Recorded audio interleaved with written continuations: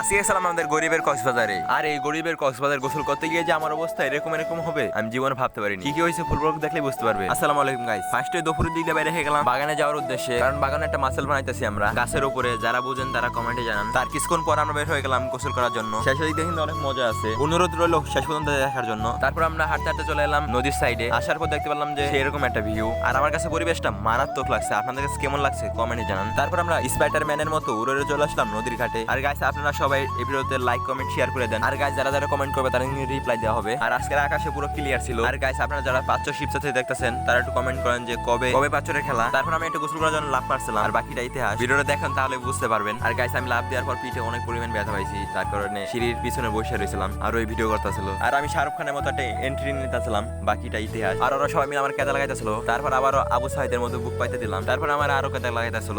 তারপর আমরা গোসল করতেছিলাম আর অনেক মজা করতেছিলাম। আর গাইস সবাই লাইক সাবস্ক্রাইব প্লিজ করে দাও। তারপর আমি মোবাইল নিয়ে নদীতে একটা ডুব মারলাম। এই জায়গায় মেন কাহিনীটা হয় আমি বুঝতে পারলাম না যে শামুকের না সিঁড়ির কিনারে লাগে যেন আমার পাও কেটে যায়, আর প্রচুর পরিমাণে ব্যথা লাগতেছিল। তারপর আমার আকাশের পরিবেশটা দেখে একটু ভালো লাগতেছিল। তারপর হাঁটতে হাঁটতে যাইতেছিলাম বাড়িতে। তারপর দেখে আমার পাও হালকা হালকা রক্ত বেরিতেছে। আর গাইস সবাই লাইক করে সাবস্ক্রাইব করে দাও প্লিজ। এই পর্যন্তই, আল্লাহ হাফেজ।